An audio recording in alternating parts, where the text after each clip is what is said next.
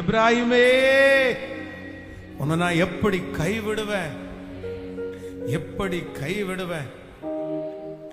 அல்லேலூயா. அன்பின் கயிறுகளால் எங்களை கட்டி அணைத்தவர்.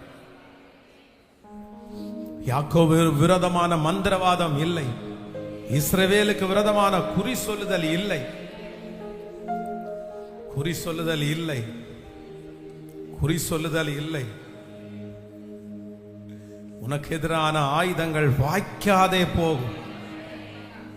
உன்னை எதிர்த்து வழக்காடுவோர் உன் சார்பில் வருவார்கள்.